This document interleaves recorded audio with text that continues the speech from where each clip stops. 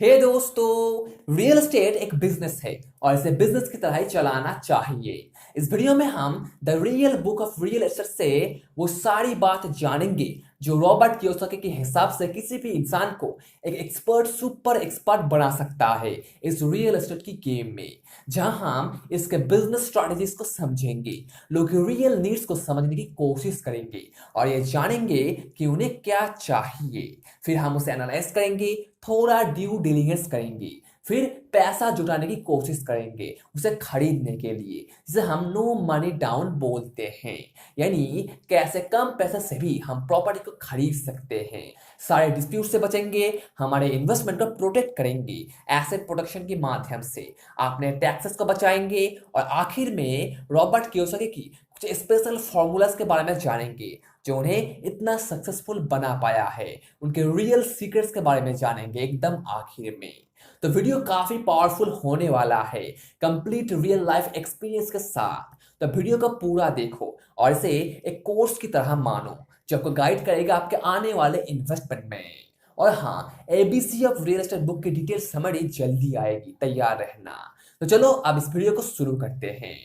पहला है the strategy, the base of real estate business. Strategy एक सिंपल प्लान है जो कि स्पेसिफिक गोल को कंप्लीट करने के लिए इस्तेमाल किया जाता है। एक अच्छा और दमदार स्ट्रैटेजी बनाने के लिए आपको 6 स्टेप्स को अच्छे से फॉलो करना होगा। जिनमें से नंबर 1 है इमेजिन। इमेजिन करो आप इस इन्वेस्टमेंट से क्या पाना चाहते हो। सीरियसली आप क्या पाना चाहते हो? अल्टीमेट टाइम अपने फैमिली के साथ, दूसरों की मदद करना, एक ट्रू फाइनेंशियल फ्रीडम, या फिर तीनों ही? पहले डिसाइड करो, क्योंकि इसी पे फोकस करके आप अपना इन्वेस्टमेंट करोगे। जैसे अगर आप बस पैसे के लिए इन्वेस्ट कर रहे हो तो आप बस प्रॉपर्टी को बाय एंड सेल करोगे, यानी उसे फ्लिप करोगे। पर अगर आप वेल्थ बिल्ड करना चाहते हो तो आप उसे मैनेज करोगे और कैश फ्लो पे ध्यान दोगे। आपका प्राइमरी इमेजिनेशन आपका फ्यूचर डिसाइड करेगा, तो उसे पहले सिलेक्ट करो। आप इस इन्वेस्टमेंट से क्या चाहते हो उसे पहले सिलेक्ट कर लो, उसे अपने दिमाग में इमेजिन कर लो। फिर फाइनेंशियल गोल सेट करो। ये निश्चित करो कि इस गोल को कंप्लीट करने के लिए आपके पास कितना संपत्ति होना चाहिए या कितने कमाए हर महीने। एक डेट फिक्स्ड कर लो और उसे एक खाते पे लिख दो।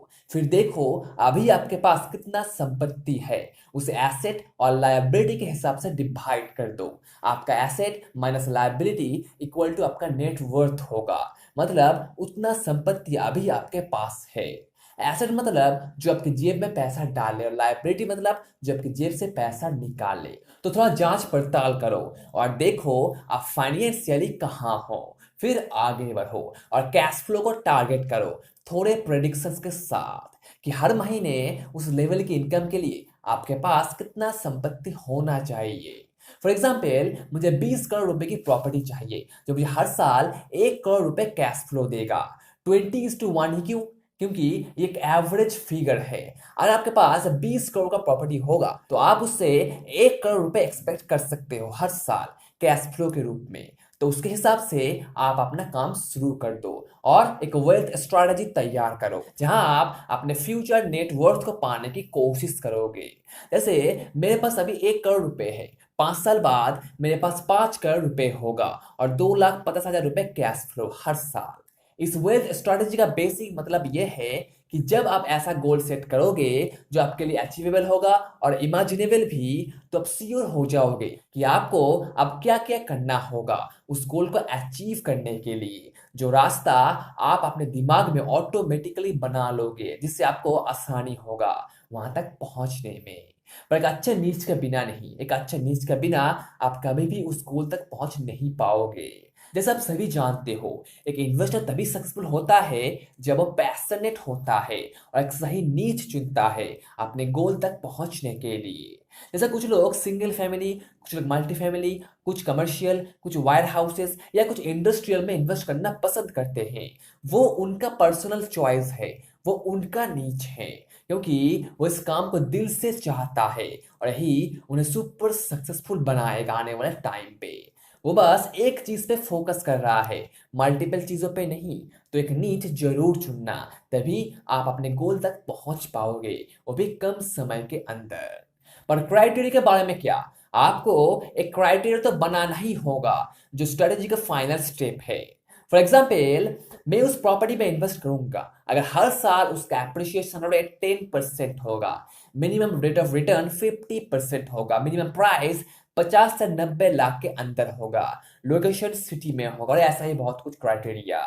किसी किसी इन्वेस्टर के पास 50 से भी ज्यादा क्राइटेरिया होता है। अगर कोई इन्वेस्टमेंट उससे मैच नहीं करता तो वह इन्वेस्ट नहीं करेगा, चाहे वह इन्वेस्टमेंट कितना भी अच्छा क्यों ना हो, वो इन्वेस्ट नहीं करेगा। तो ये 6 बेसिक फॉर्मूला है एक अच्छा और इफेक्टिव स्ट्रेटजी तैयार करने के लिए। पर ये तो बस हमारा पहला पॉइंट है, अभी तो 9 और बाकी है।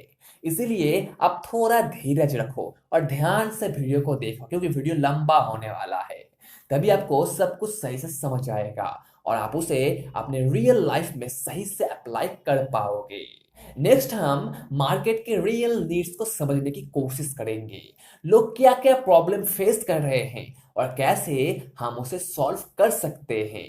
हम इस क्वेश्चन का आंसर ढूंढेंगे, जहां से हमारा मेन एनालिसिस शुरू होगा। आपको चेक कर लेना होगा कि वो लोकेशन कैसा है, डेमोग्राफिक व्यू कैसा है, पॉपुलेशन कैसा है, हर साल कितने नए नए जॉब्स उस मार्केट में क्रिएट हो रहे हैं, और आपका प्रोबेबल परचेसर कौन है। ये सारा डेटा आपको एक कंप्लीट ओवरव्यू देगा, आपको अपने टारगेटेड कस्टमर के बारे में पता लगाने में हेल्प करेगा, बिल्कुल एक बिजनेस की तरह। और ट्रेंड्स को भी फॉलो करना होगा, अपॉर्चुनिटी को महसूस करने की कोशिश करना होगा। तभी आप कॉइन के दूसरे हिस्से को देख पाओगे जो मैक्स में इन्वेस्टर मिस कर जाता है। सबसे बेस्ट तरीका इस मार्केट की नीड को समझने का वो है आप उस प्रॉपर्टी के आसपास एक छोटा सा वॉक ले लो और देखो कि ये मार्केट आपको क्या क्या बताना चाहता है। फॉर एग्जाम्पल, कितने लोग इस एरिया में रहते हैं, इसकी पॉपुलेशन कितना है, मैं कैसे इन लोगों के लिए अफोर्डेबल घर बना सकता हूँ या बिजनेस करने के लिए अफोर्डेबल जगह, मेडिकल फैसिलिटीज वहाँ कैसा है और कैसे मैं उसे और इम्प्रूव कर सकता हूँ। यह जो प्रॉपर्टीज है इसका सही इस्तेमाल क्या हो सकता है आने वाले टाइम पे। अगर मैं यहाँ कुछ बनाता हूँ या रिबिल्ड करता हूँ तो कौन लोग मेरे प्रॉपर्टी को खरीदेंगे और कैसे मैं उनकी प्रॉब्लम्स को सॉल्व कर पाऊंगा अफोर्डेबल प्राइस में। आपको इन सारे क्वेश्चन के आंसर ढूंढना होगा, तभी आप लोगों की रियल नीड को समझ पाओगे और उसके अकॉर्डिंग काम कर पाओगे। पर क्या यह काफी होगा? क्या यह काफी होगा मार्केट को सही से समझने के लिए? I think not. आपको और एक इंपॉर्टेंट क्वेश्चन का आंसर देना होगा, यानी ढूंढना होगा, और वो है क्या लोग इसे पसंद करेंगे? Will the dogs like it? इस क्वेश्चन का सही आंसर देने के लिए आपको कुछ एक्स्ट्रा रिसर्च करना होगा जो 100% नहीं पर लगभग 90% व्यू दे देगा कि आपका प्रॉपर्टी कितना सही जा सकता है। उसके लिए फर्स्ट ये देखना होगा कि वहाँ कितने लोग रहते हैं, जो मैंने पहले कहा था। वहाँ की एक्सेसिबिलिटी कितना है, बहुत क्राउडेड तो नहीं है वो जगह, और वहाँ आपका कंपटीटर कौन कौन है और क्यों आपकी प्रॉपर्टी उनसे 100 गुना बेहतर है। आपको एक कस्टमर की तरह सोचना होगा, तभी आप उनके रियल नीड को समझ पाओगे। जैसे कस्टमर शायद सोच रहा होगा कि मैं क्यों इस प्रॉपर्टी को खरीदूं, बल्कि मुझे दूसरे जगह इससे भी बढ़िया, इससे भी अच्छा प्रॉपर्टी मिल सकता है इसी प्राइस में। लोगों की ना आदत होती है एक चीज को दूसरे के साथ कंपेयर करना, तो आपको उन्हें कुछ ऐसा दिखाना होगा जो हटके होगा, जो आउटसाइड ऑफ द बॉक्स होगा। उनकी इस प्रॉब्लम को ऐसे तरीके से सॉल्व करना होगा जिससे वो वाव करे। डिजाइन कुछ ऐसा बनाना होगा जिससे वो फर्स्ट इंप्रेशन बढ़िया आए, वो वाव करे और फिर वो एक बार में ही हाँ बोल दे। तो ये हुआ बेसिक ड्यू डिलिजेंस और लोगों की नीड्स को समझना। अब हम पैसा जुटाने की कोशिश करेंगे उस प्रॉपर्टी को बिल्ड करने के लिए या फिर उसे खरीदने के लिए।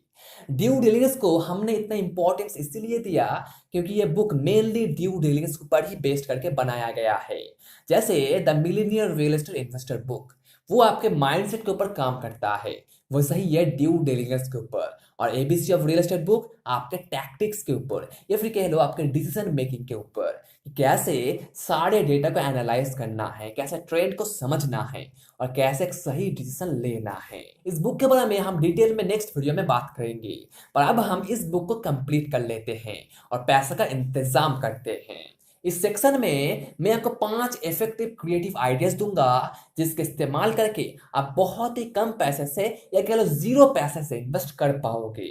मतलब आप पूरा पैसा दूसरों से उठाओगे। Idea number 1, use the sellers money.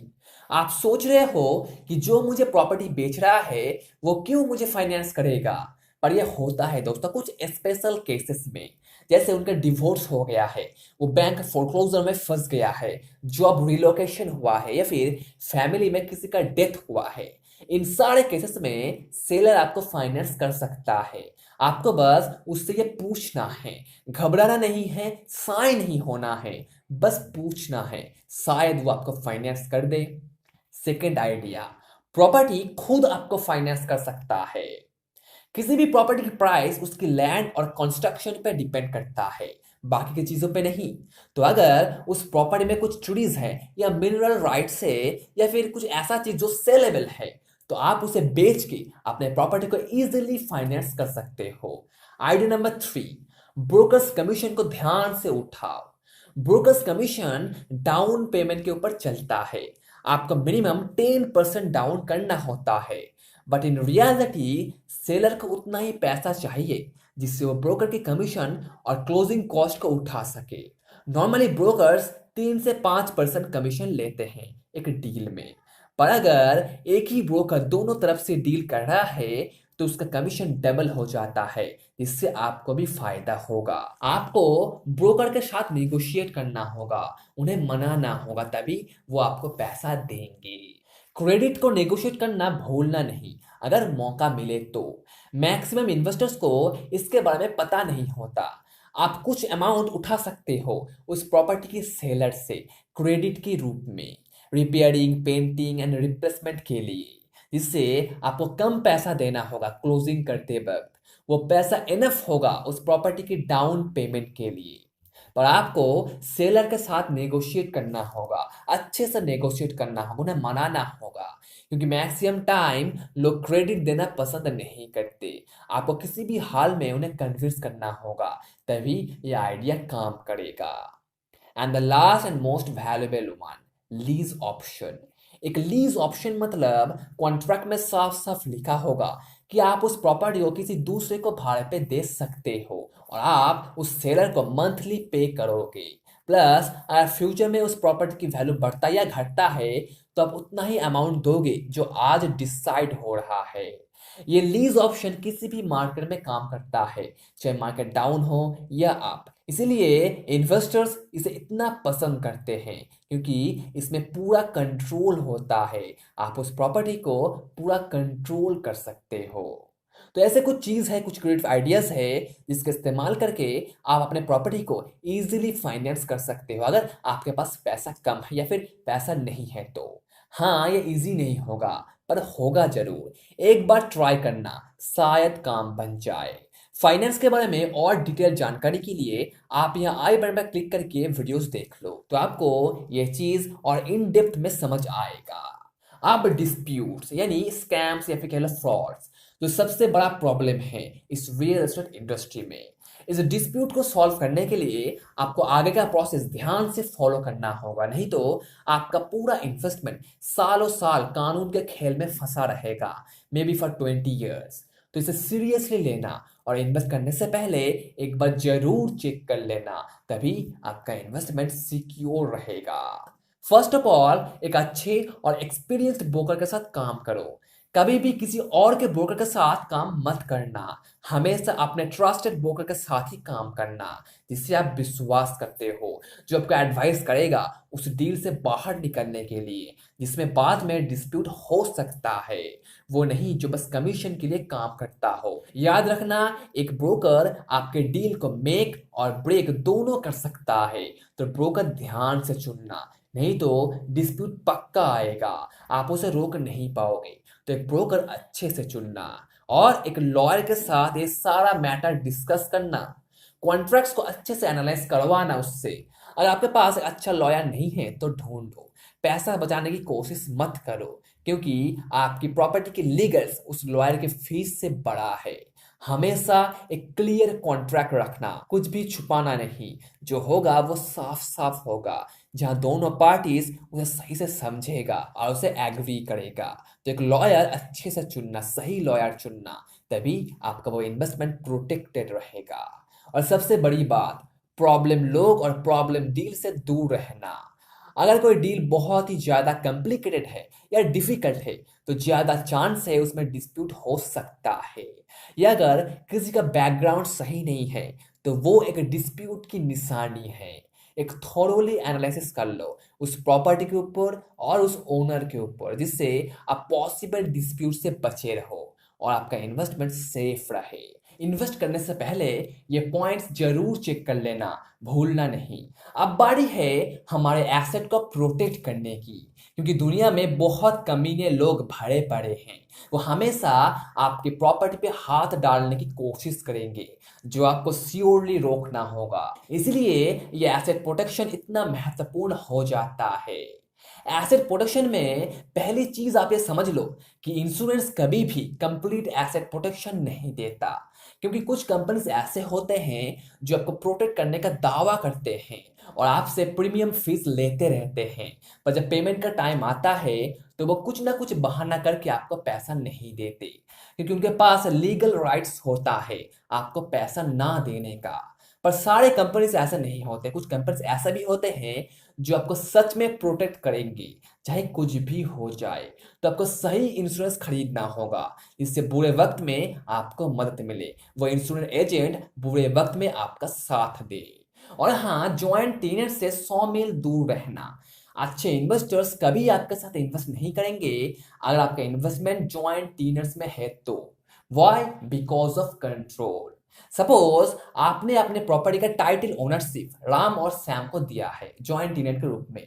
अगर किसी कारण से राम का डेथ हो जाता है तो सैम लीगली उस प्रॉपर्टी के सोल सर्वाइवर बन जाएंगी, यानी सैम के पास पूरा कंट्रोल आ जाएगा उस प्रॉपर्टी का और आप लीगल फाइट में फंसे रहोगे।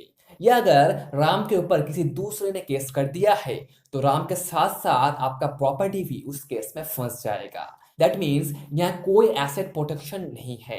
टेनेंट्स के लिए बहुत ही ज्यादा फायदेमंद है, पर इन्वेस्टर के लिए एकदम नहीं। तो हमें ज्वाइंट टेनेंट को अवॉइड करना होगा उसे प्रोटेक्ट करने के लिए और टोटल कंट्रोल बनाए रखने के लिए। यह एक वार्निंग, ये एसेट प्रोटेक्शन बहुत ही ज्यादा कॉम्प्लिकेटेड है और लीगल भी। इसलिए मैं स्ट्रांगली सजेस्ट करता हूं कि आप एक अच्छे लॉयर के साथ इसके बारे में डिस्कस कर ले, नहीं तो लेने के देने पड़ सकते हैं। तो थोड़ा ध्यान रखना और लॉ के हिसाब से चलना, जिससे आप प्रोटेक्टेड रहो। अब चलो टैक्स के बारे में बात कर लेते हैं। टैक्स के ऊपर हमने ऑलरेडी डिटेल वीडियो बनाया है, यहाँ आई बटन पे क्लिक करके आप वो देख सकते हो। पर जिन लोगों को नहीं पता उन्हें मैं शॉर्ट में बता देता हूँ कि टैक्स डिडक्शन मेनली 3 चीज पर डिपेंड करता है। नंबर 1, डिप्रिशिएशन, जो आपको कंप्लीट टैक्स फ्री इनकम देता है। नंबर 2, रिफाइनेंस, जहां से आप कैपिटल गेन उठा सकते हो बिना कोई टैक्स देके, कुछ क्रिएटिव आइडियाज लगा के। और नंबर 3 पे है टैक्स एक्सचेंज, जब आपने प्रॉपर्टी को एक्सचेंज कर सकते हो किसी दूसरे प्रॉपर्टी से, यानी आप एक को बेचोगे और दूसरा खरीदोगे बिना कुछ टैक्स देके। इन टैक्स के बारे में डिटेल में जानकारी के लिए आप यहाँ आई बटन पे क्लिक करके वीडियो देख लो, सब कुछ समझ आ जाएगा। मैंने बहुत ही इजी से एक्सप्लेन किया है वहाँ। याद रखना, टैक्स एक लीगल चीज है, इसे छुपाने की कोशिश नहीं करना, रूल्स को फॉलो करना, आप प्रोटेक्टेड रहोगे और आप कम से कम टैक्स दे पाओगे, या कह लो जीरो टैक्स कभी कभी। पर दोस्तों, इन सारे रूलफोर्स को अप्लाई करने से पहले प्लीज एक टैक्स एक्सपर्ट से इसके बारे में जरूर बात कर ले। खुद करने की कोशिश कभी ना करें, एक प्रोफेशनल अकाउंटेंट और टैक्स एडवाइजर को हायर करें, फिर आगे बढ़े, नहीं तो आपका काम इफेक्टिव नहीं होगा और आप लॉ रिलेटेड प्रॉब्लम में फंस सकते हो, आपको पेनल्टी भी लग सकता है। तो टैक्स एडवाइजर को जरूर हायर करना। तो दोस्तों, हमने ऑलमोस्ट ये पूरा बुक कंप्लीट कर लिया है। अब रॉबर्ट कियोसाकी की कुछ सक्सेस टिप्स के बारे में जान लेते हैं इस रियल एस्टेट गेम में सफल होने के लिए, जिसके बाद ये पूरा बुक कंप्लीट हो जाएगा और आप एक एक्सपर्ट बन जाओगे इस रियल एस्टेट की गेम में। तो पहला टिप है एडुकेट योरसेल्फ। खुद को एडुकेट करो, क्लास लो, बुक्स पढ़ो, अपने दिमाग को ट्रेन करो, उन सब आइडियाज के बारे में जानो, उन सब टेक्निक्स के बारे में जानो जो यूनिक है, जो कि एवरेज इन्वेस्टर मिस कर जाता है। क्योंकि आप तो जानते ही हो, अपॉर्चुनिटी आंख से नहीं दिमाग से देखा जाता है। आपका वो एडुकेशन आपको हेल्प करेगा उस दिमाग को खोलने में, उन अपॉर्चुनिटीज को देखने में। हाँ, आप सब कुछ नहीं जान सकते, पर आपको कुछ तो जानना होगा इन्वेस्टिंग शुरू करने से पहले, एटलीस्ट बेसिक्स। याद रखना, आपका माइंड आपका सबसे बड़ा एसेट है, उसे अच्छे से ट्रेन करो। वो आपको एनर्मस वेल्थ गेन करने में मदद करेगा। खुद को पहले एडुकेट करो, खुद में पहले इन्वेस्ट करो और एक मेंटर ढूंढो जो सक्सेसफुल है अपने फील्ड में और जो सिखाने के लिए राजी है।